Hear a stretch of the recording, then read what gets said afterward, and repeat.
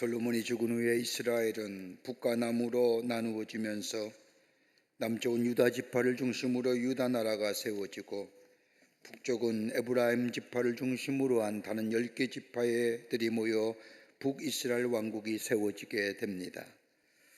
이렇게 나누어진 나라, 북이스라엘 나라는 BC 722년에 아수르에게 멸망을 당하고 남쪽의 유다 나라도 바벨론에 의하여 나라의 위기가 닥쳐올 때에 하나님께서는 이스라엘 백성에게 회복의 말씀을 해주시고 계십니다.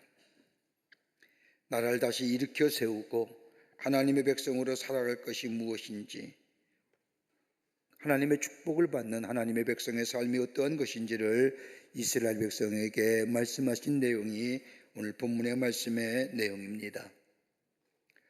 우리가 인생을 살아가다 보면 우리가 최선을 다해도 어찌할 수 없는 한계에 부딪힐 때가 많이 있음을 보게 됩니다. 노력하고 애를 써도 해결되지 않는 일들 앞에 우리는 얼마나 많이 좌절하며 절망하는지 알 수 없습니다. 나는 평범하게 잘 살고 있다는 그 시간이 가장 위험한 시간이라고 하는 말처럼 인생의 정점이 되었을 때에 가장 위험한 시간이 되었다는 역설적인 이야기처럼 하나님을 떠난 인생에 주시는 하나님의 말씀은 새로운 미래를 열어가게 하실 뿐만 아니라 그 말씀이 위로와 격려로 하여금 새로운 미래를 열게 하심을 보게 됩니다. 오늘 이 시대에 살고 있는 우리들이 들어야 할 하나님의 말씀이 어떤 말씀일까요? 위로가 필요하십니까? 아니면 격려가 필요하십니까? 진정으로 우리의 삶에 위로가 격려가 필요하신다면 하나님의 말씀을 들어야 합니다. 그럴 때에 우린 다시금 일어날 뿐만 아니라 신령한 지혜와 지식으로 더불어 어둠을 헤쳐나가는 힘과 용기가 우리 가운데 있게 됩니다.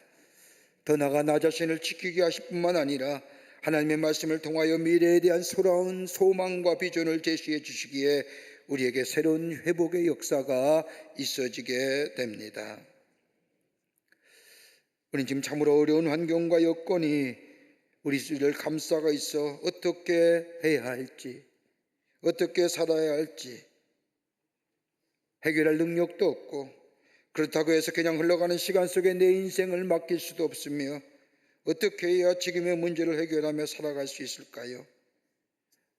오늘 하나님은 우리에게 뭐라고 말씀하시는지, 절망하고 좌절하지 말 것뿐만 아니라 하나님의 새로운 약속을 움켜잡고 새로운 미래를 향하여 나아가는 믿음의 모습이 어떤 모습인지 오늘 성경은 저 이스라엘 백성들에게 이사야를 통하여 말씀하신 것을 읽을 수가 있습니다. 정녕 이스라엘 백성에게만 하신 말씀일까요? 오늘 우리에게 하시는 말씀이라 생각이 됩니다. 오늘 본문의 말씀을 통해서 함께 말씀을 나누며 은혜 나누기를 원합니다. 첫째는 생각하라는 겁니다. 좀 생각해 보라는 겁니다. 오늘 이사야는 저 이스라엘 백성에게 생각하라는 겁니다. 그러면서 이사야 51장 1절의 말씀을 보면 을을 따르며 여호와를 찾는 구하는 너희는 내게 들을지어다. 너희를 떠난 반석과 너희를 파낸 무묵한 공동이를 생각하여 보라. 생각하여 보라는 겁니다. 우리의 삶의 환경과 여건을 보면서 두려워하지 말며 믿음으로 살아온 지난 날들을 돌아보라는 겁니다. 여러분, 과거를 돌아보며 좋아하는 사람은 별로 없을 겁니다. 과거에 화려했던 삶을 살았던 사람은 과거에 비해 지금의 모습이 보면 초라한 생각이 들 겁니다. 아니, 오늘 풍성하게 사는 사람은 지난 과거에 내가 얼마나 힘들었고 어렵게 살았던 것을 생각하면 지난 날의 과거를 기억조차 하고 싶지 않을 것입니다. 좀 더 실용적으로 생각하며 사는 사람은 과거는 이미 지나갔으니 다가올 미래가 중요하지 않느냐 하면서 과거에 매여 살 필요가 없다고 생각할지 모르지만은 하나님은 그렇게 말씀하지 않습니다. 오늘 본문의 이사야 말씀을 통하여 이스라엘에게 하시는 말씀은 너희를 떠낸 반석과 너희를 파낸 웅무묵한 궁덩이를 생각하여 보라. 여기는 단순히 옛날에 경험했던 과거의 아픔과 과거의 슬픔과 그 말씀이 아닙니다. 과거의 너의 모습이 어떤 모습이었는가? 너는 어떤 존재의 삶을 살았는가? 너 자신을 돌아보라는 겁니다. 여러분, 사람은 대체로 지금의 삶의 모습에서 모든 것을 평가하며 이야기합니다. 현적으로 현재의 모습 속에서 그 사람이 어떠한가를 이야기하며 생각하며 말합니다. 근데 하나님은 그게 아닙니다. 오늘 본문의 말씀을 보면 너를 파낸 반석과 너를 파낸 우묵한 궁동이 과거의 일입니다. 어쩌면 생각하고 싶지 않은 일들, 나의 삶 속에 아팠던 처절한 삶의 상흔들, 절망과 좌절하며 몸부림쳤던 시간들, 아무것도 할 수 없는 시간들을 보내면서 정녕 나는 어떤 사람인가를 깊게 생각했던 그때의 그 시간을 생각하여 보라는 겁니다. 그러면서 하나님은 이 아브라함과 이 사라의 이야기를 저들에게 들려주십니다. 저들이 혼자 있었다고, 단신이었다고, 외로웠다고, 더 나아가 자손을 더 이상 이어갈 사람도 아니었다고, 그리고 아무런 존재감이 없는 인생이었다고. 그러나 하나님의 아브라함을 인도하여 그에게 후손의 복을 주시고 광야 같은 황폐한 것을 하나님의 동산처럼 만들어서 하나님의 축복의 사람으로 만들었던 과거의 너희들의 조상인 아브라함의 모습을 생각하여 보라는 겁니다.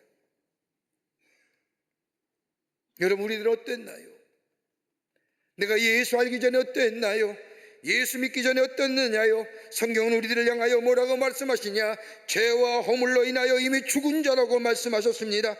절망과 좌절에, 그리고 깊은 어둠의 자리에서 하나님이 나를 살리셔서 하나님의 자녀 삼으실 뿐만 아니라 오늘 나의 삶을 인도하셨던 그 하나님의 놀라운 인도하심과 함께하심을 생각해 보라는 겁니다.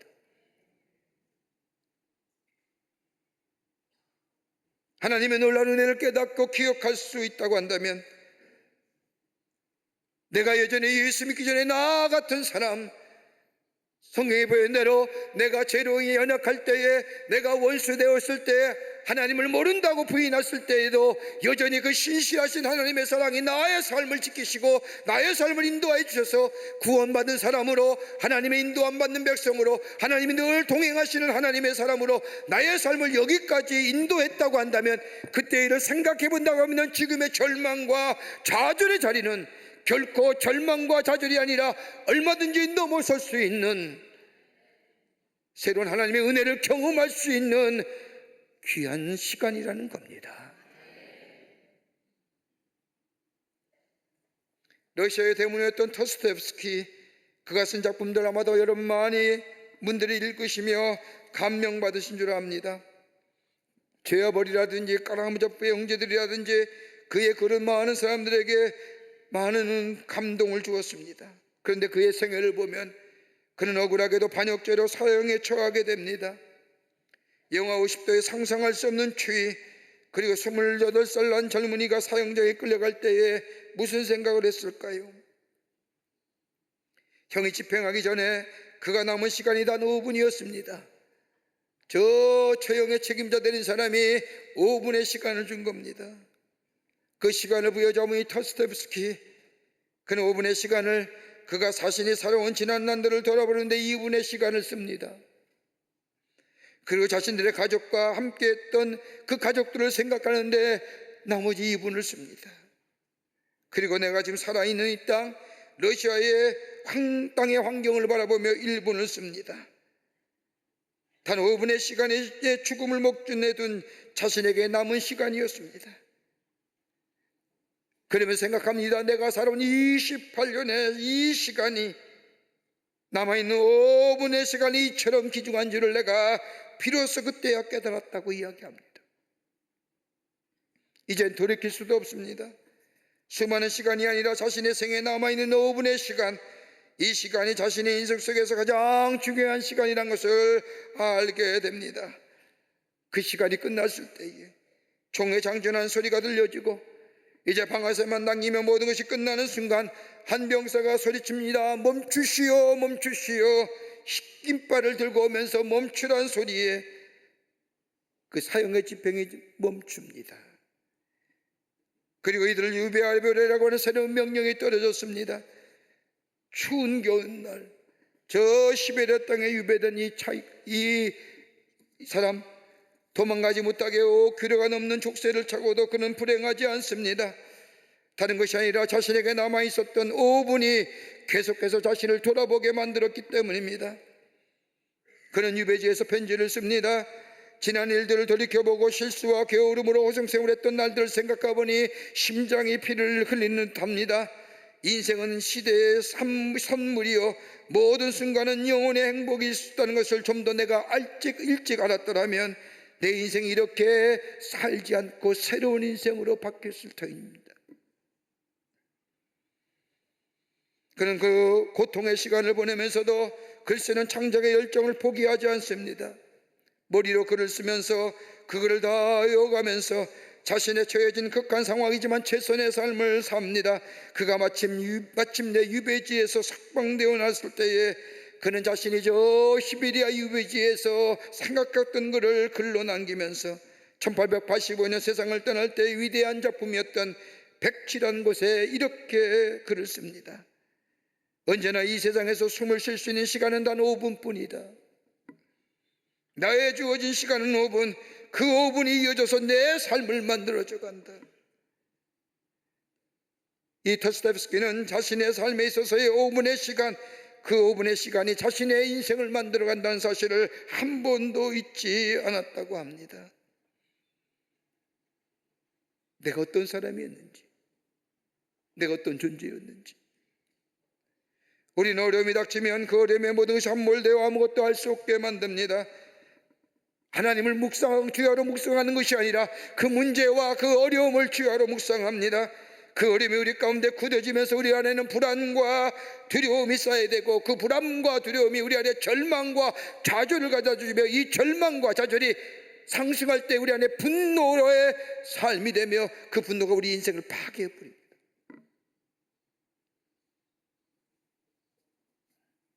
그런데 오늘 이스라엘 백성에게 불안과 두려움이 넘어서서 절망과 좌절의 삶, 그 절망과 좌절이 한없는 분노의 삶으로 상승되어져 가는 저 이스라엘 백성을 향하여 하나님이 주시는 회복의 말씀은 다른 것이 아니라 생각해보라는 겁니다. 네가 어떤 사람이었는지, 네가 어떤 존재였는지, 하나님께서 너를 포기치 아니하시고 사랑하셔서 인도해 주시고 그 하나님의 사랑이 오늘 여기까지 너의 삶을 지키셨던 것을 생각해보라고 한다면, 하나님의 은혜, 그 하나님의 사랑을 생각할 수 있다고 한다면 더 이상 그 자리가 절망과 좌절의 삶이 아니라 두려움과 염려의 삶이 아니라 그 자리를 통하여 새롭게 우리에게 베푸실 은혜를 다시 한번 기대하게 되며 그 은혜 속에 새로운 회복의 역사를 걸어가는 걸음의 단초가 된다는 겁니다. 이 믿음이냐는 거예요.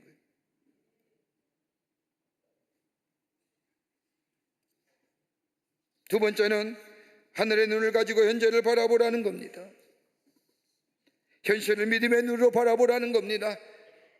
좌절과 절망이 아니라 믿음의 눈으로 바라보라는 겁니다.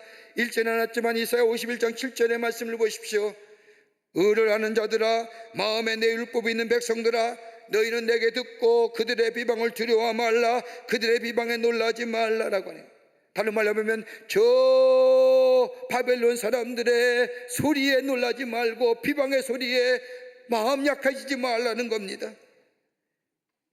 여러분, 우리의 삶 어떤가요? 우리의 삶의 지금의 현실은 들려오는 소문에 의해서, 여기저기 들려오는 이야기에서 우리를 힘들게 하고 더 나아가 두렵게 하지는 않습니까? 하나님이 이스라엘을 통하여 이스라엘 백성이 하시는 이 말씀은 다름이 아니라 너희들이 문제에 사로잡혀 있지 말고 너희 인생의 주가 주관하는지를, 누구의 손에 너의 인생이 있는지를 돌아보라는 겁니다. 하나님이 여전히 널 붙들고 너와 함께 하신다는 사실을 바라보라는 겁니다. 문제에 사로잡혀 있는 것이 아니라 너의 인생이 하나님의 손에 붙잡혀 있음을 너희는 살펴보라는 겁니다. 그 하나님이 너의 삶의 주인 되시고 너의 삶을 인도하신다는 사실을 너희는 잊지 말고 기억하며 바라보라는 겁니다. 여러분, 기독교는요, 우리가 믿는 기독교는요, 믿음의 내용도 중요하지만 믿음의 대상도 중요한 겁니다. 여러분, 누구를 믿는가가 중요한 거예요. 믿음의 내용을 중요시하면요, 내가 하나님의 복을 받는다, 하나님의 은혜를 누린다, 내 삶이 잘 된다, 내가 복된 삶이다, 그러면 믿음의 내용만 강조하게 되면 믿음의 대상을 잊어버리면 뭐 돼요? 기복적이고 미신적이고 천박한 신앙 됩니다.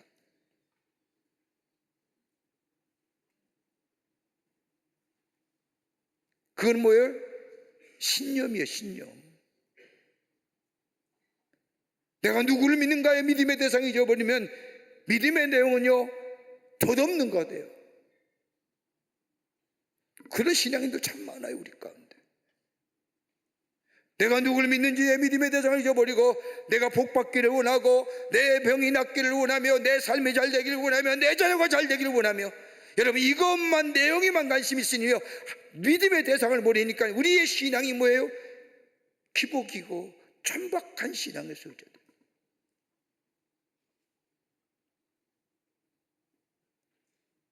여러분, 큰 믿음이나 센 믿음보다는 믿음의 대상이 누구냐가 중요합니다. 우리의 신앙이 크고 센 믿음으로 확신을 가지고 있어도 믿음이 대상이 다르면요, 그 신앙은 뭐예요? 여러분, 다종교가 되고요, 다신화가 됩니다. 그러나 우리의 믿음이 연약하고 겨자씨만한 믿음이라 할지라도 그 대상이 전능하신 하나님이시라고 한다면 우리의 믿음은 구원의 능력이 되며 우리의 믿음은 30배, 60배, 100배의 열매를 믿는 믿음이 되며 그 믿음을 대상을 통하여 우리의 삶이 새로운 존재로서의 삶을 살아가게 합니다라고 합니다. 그러게 내게 믿는 하나님이 나를 창조하셨고 나의 삶에 계시며 내 삶을 이끌어 가시며 내 삶을 새롭게 하시며 매일매일 내게 새로운 힘을 공급해 주시며 나의 삶을 복되게 하신다는 사실을 내가 믿음으로 받아들이게 될 때에 나의 삶에 계시는 하나님은 나의 삶의 초점으로 바라볼 수 있다고 한다면 우리는 우리를 힘들게 하는 문제를 넘어서서 하나님의 강력한 빛의 인도함을 받는 하나님의 사람으로 살아가는 복된 인생이 되며 문제와 역경을 이기고 새로운 회복의 역사를 경험하는 복된 백성이 되는 줄 믿습니다. 오래전에 가이드 포스트에 나오는 김관호 형제라고 하는 신앙 간증이 실린 적이 있습니다. 이 형제는 자신의 경험을 토대로 한 간증의 이야기입니다. 아버지가 작은 사업을 하면서 잘 살았다고 합니다. 괜찮게 살았기에 어려움이 무엇인지 고통이 무엇인지도 모르고 살았습니다. 그러던 어느 날 아버지의 사업이 망하면서 어느 집처럼 집에 빨간 딱지가 붙여지면서 그리고 어느 날 집달리가 오더니 모든 것을 다 빼앗고 그의 가족들은 거리로 내앉게 됩니다. 갈 데 없던 관원 씨의 가족들은 지인들의 도움을 보고 지하에 작은 방안간을 얻어서 살아가는데 누나도 있고 그래서 방안간을 엄마의 치마로 반을 나누어 가려놓고 생활하였다고 합니다. 암울하고 어두운 청소년의 시기를 보냅니다. 그에 의하면 자신의 청소년의 시기는 희망이 없었다고 말합니다. 등록금이 없었기에 학교도 갈 수가 없었습니다. 끈이를 떼우는 것도 힘들었을 뿐만 아니라 학교 갈 차비가 없었습니다. 어떻게 보면 다른 사람의 도움 없이는 살아갈 수 없는 암울한 현실이었습니다. 기억조차 하고 싶지 않은 자신의 삶을 보면서 그때 가졌던 자신의 삶의 단어는 어두움, 고통, 절망, 이게 자신의 삶을 대변하는 단어였답니다. 어느 날 학교를 가려고 집을 나섰는데 엄마가 부르더니 자신의 손에 500원짜리 동전 2개를 손에 쥐어주면서 아들아, 오늘은 버스 타고 가라. 그러면서 어머니가 문을 닫고 들어가시는데 채 닫혀지지 않은 문틈 사이로 울고 계신 어머님의 모습을 보았습니다. 충격으로 다가왔습니다. 그러고는 간호는 버스를 타지 않고 걸어서 학교를 향해 갑니다. 학교를 가기 위해서는 터널을 지나야 되는데 그 터널을 들었을 때에 사람이 보이지 않는 그 터널 안에서 소리내어 엉엉 큰 소리로 울음을 터뜨리게 되는데 그 울음소리를 지나가는 자동차의 소음에 묻혀서 들려지지 않는 엉엉 울면서 그 터널을 걸어갑니다. 언제 끝날지 모르는 암울한 현실, 내 삶의 미래는 없는 거야, 나에게는 소망이라는 단어는 사치스러운 거야, 그러면서 터덜터덜 울면서 터널을 걸어가는 자신의 모습, 절망과 좌절로 더 깊숙이 들어가는 자신의 모습 같은. 그런데 문득 터널 끝에 이르렀을 때에 저 끝에서 빛이 보여지기 시작하는 겁니다. 그때 문득 자신의 마음속에 찾아온 생각이 있었습니다. 아, 그렇구나. 내가 아무리 어두워도 한 걸음 한 걸음 걸어간다면 언젠가는 이 터널을 빠져나갈 수 있겠구나. 왜? 빛이 있구나. 내가 걸어가는 길에 빛이 있구나 하는 소망이 자신의 마음속에 찾아왔다는 겁니다. 그러면서 그는 나중에 고백하기를, 그때 빛은 나의 아버지의 사업이 다시 회복되는 것이고 내가 원하는 대학교에 가는 것이고 이것이 자신에게 나타날 새로운 빛이라고 생각했는데, 내가 친구의 권유로 교회를 나가 예수를 믿고 난 후에 진정한 빛은 다른 것이 아니라 예수 그리스도라는 것을 발견하게 됐다는 겁니다. 예수가 빛입니다. 빛 대신 예수가 빛이 비춰주니 자신이 변하게 되니까 세상이 달라지더라는 겁니다. 절망과 좌절과 어려움의 대명사였던 자신의 삶, 어느 땐가 희망을 얘기하며 소망을 말하더라는 겁니다. 여러분, 우리가 하나님의 사랑을 언제 할까요? 우리는 우리가 가지고 있는 문제 앞에 자신을 생각하면서 이걸 거야 저럴 거라고 이야기하며 생각합니다. 가만히 보십시오. 문제 앞에 문제만 얘기하지 하나님의 사랑을 얘기하는 사람 별로 없습니다. 하나님의 사랑이 있었기에 오늘 여기 왔는데, 하나님의 사랑이 분명히 있는데 문제만 가지고 문제만 바라보니 하나님의 사랑을 알지 못합니다. 나를 이끄시고 나를 붙드시고 나와 함께 하시는 하나님. 여러분, 문제에 사로잡혀 있지는 않습니까? 내 삶이 사로잡고 있는 것이 문제입니까? 아니면 하나님이십니까? 만약에 내 삶의 문제가 사로잡혀 있다면 일평생 그 문제에 벗어나지 못하지만, 나를 붙들고 계시는 주님, 나와 함께 하시는 우리 예수님과 함께 같이 인생을 걸어가는 삶들 때에 우린 다시금 희망을 노래할 수 있으며 회복의 역사를 경험하는 하나님의 백성의 삶이 될 줄 믿습니다. 그거 하는 거예요. 믿음을 노래할 수 있어요. 끝으로 믿음의 눈으로 하늘을 바라보라는 겁니다. 오늘 이사야서 51장 6절의 말씀을 보면, 너희는 하늘로 눈을 들며 그 아래 땅을 살피라. 하늘이 연기같이 사라지고 땅이 옷같이 헤어지며 거기에 사는 자들이 하루살이같이 죽으려니와 나의 구원은 영원히 있고 나의 공의는 폐하여지지 아니하리라. 무슨 말씀일까요? 죽고 사는 것은 너에게 달려있는 게 아니에요. 죽을 것 같지요? 죽고 사는 것은 내 소관이 아니에요. 내 문제가 아니라 하나님이 하시는 일이에요. 여러분, 인간의 생과 복도, 생과 사도, 더 나아가 한 나라의 흥왕과 망함의 역사도 여러분 인간에 의해서 되어진 것이 아니라 하나님의 손에 달려있는 것, 하나님께 달려있다는 것, 여러분 이것을 믿고 깨달을 수 있다고 한다면 지금의 삶이 아무리 어려워도 그 일을 주관하시는 하나님이 계시다는 사실을 우리가 믿음으로 받아들일 때에 우리의 삶의 태도와 우리의 삶의 여정이 달라지는 역사가 있게 됩니다. 여러분, 가데스 바네의 10명의 정탐꾼의 이야기 보세요. 여리고성을 정탐하러 들어갑니다. 12명의 정탐꾼이 들어갔지만 10명의 정탐꾼은 현실을 보았습니다. 세상의 눈으로 바라보았습니다. 이성과 경험의 눈으로 바라보았습니다. 인간의 눈으로 바라보았습니다. 그 결과 저들은 하나님의 약속한 땅이지만 가나안 땅에 들어가지 못합니다. 그럼에도 불구하고 보여진 이면 속에 하나님의 약속을 바라보았던 사람, 역사를 주관하시는 하나님이 내 삶에 그분께 달려있으며 이 민족의 미래가 그에게 달려있다고 고백했던 여호수아와 갈렙은 가나안 땅에 들어가지 않습니다. 세상의 상식과 경험으로 이해되지 않는 전혀 다른 이야기를 했던 겁니다. 이 이야기는 뭐예요? 믿음으로 나오니, 믿음으로 얘기할 수 있는,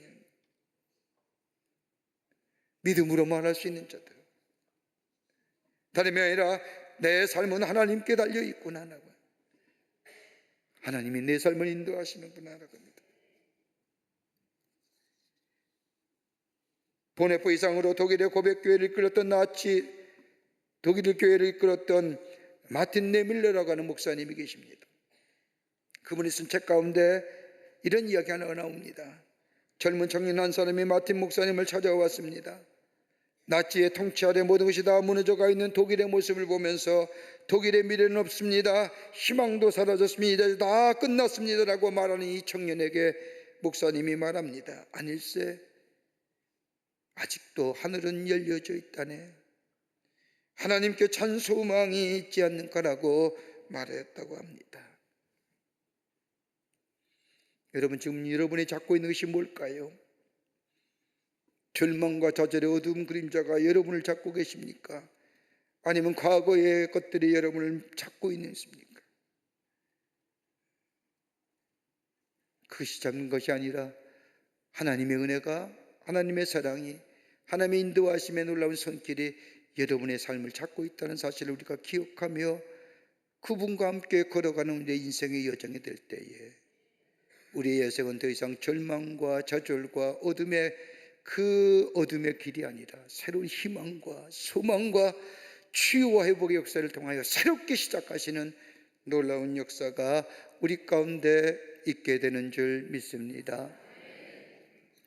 얼마 전에 제가 우연히 미국의 오래된 복음성가를 하나 들으면서 큰 은혜를 받았습니다.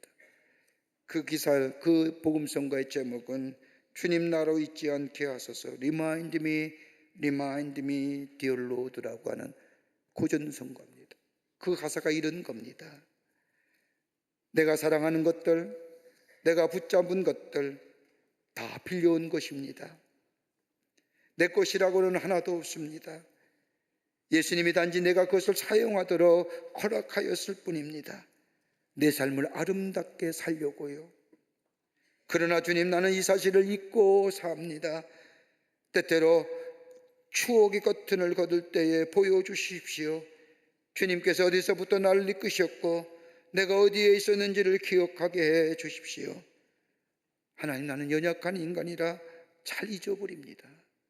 그러나 주님, 나로 잊지 않게 일깨워 주십시오. 내가 행한 모든 것들, 하나님의 독생자를 받을 자격이 나에게는 없습니다. 난 주님의 손에 상처를 받을 만한 자격이 나에게는 전혀 없습니다. 그러나 주님께서 내 대신 죽기 위해 갈보리 길을 선택하셨습니다. 왜 주님께서 나를 사랑하는지 이해할 수 없습니다. 때때로 추억의 커튼을 걷을 때에 보여주십시오. 주께서 어디서부터 나를 이끄셨고 내가 어디에 있었는지를 기억하게 해 주십시오. 나는 연약한 인간이라 잘 잊어버립니다. 그러나 주님, 나로 하여금 잊지 않도록 도와주십시오. Remind me, O Lord. 그 은혜가 여러분 가운데, 저 가운데 있어서 주의 약속을 붙잡고 주님과 함께 걸어가는 새로운 회복의 역사를 써내려가는 여러분과 저와 되시기를 주의 이름으로 축복합니다. 하나님, 감사합니다. 저희들 주께서 사랑해 주셔서 하나님의 자녀 삼으심에 감사합니다. 우리의 삶의 어려움과 역경과 환난과 권고함, 하나님의 은혜 기억하게 하시고 생각하게 하시고 주님의 손 붙잡고 믿음의 눈으로 이 땅을 바라보며 주님과 함께 걸어가는 저희가 되게 하여 주시옵소서. 성령이 도우실 줄 믿으며 예수님의 이름으로 기도하옵나이다. 아멘.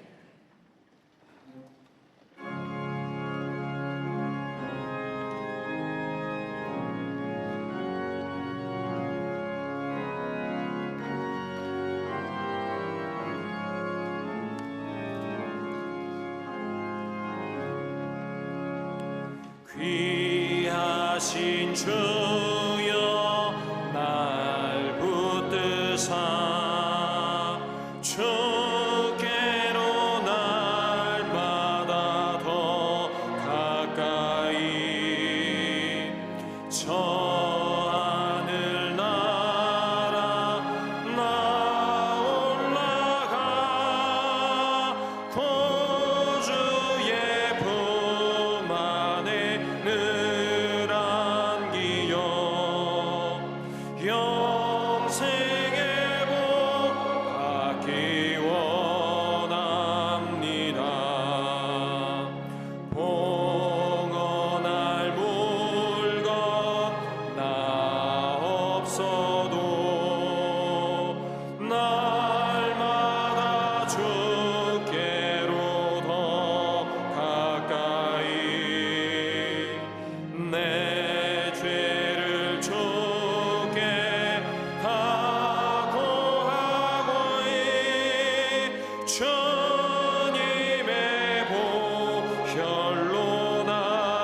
씻으사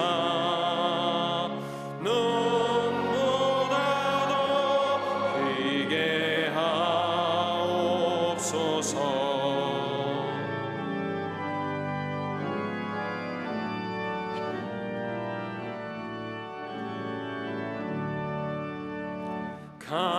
간악한 마귀 날 꿰어도 주 예수 앞으로 더 가까이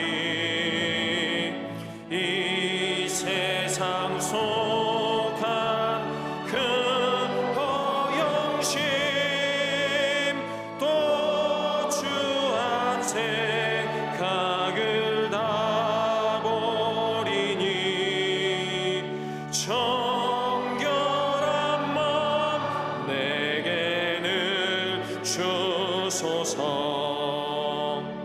이 세상 내가 살 동안에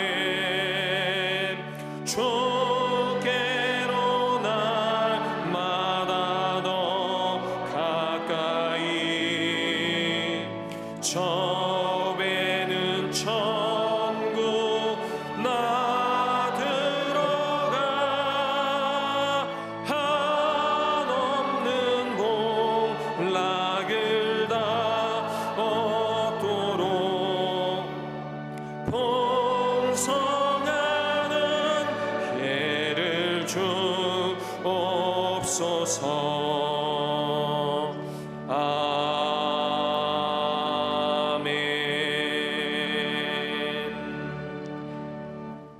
지금은 우주 예수 그리스도의 크신 은혜와 하나님 아버지의 한량없으신 사랑하심과 성령님의 인도하심과 교제하심이 거룩한 주의 날 주의 전에 올라와 마음과 정성을 모아 하나님 앞에 예배하며 주님과 함께 걸어가는 인생 복되고 회복의 역사와 더불어 축복의 삶 살기로 새롭게 다짐하고 저 세상을 향하여 걸음옮긴 우리 모든 광림의 권속들과 영상을 통하여 예배에 참여한 당신의 거룩한 백성들 위해 주께서 지금으로부터 영원토록 함께 하시기를 간절히 축원하옵나이다. 아멘. 조시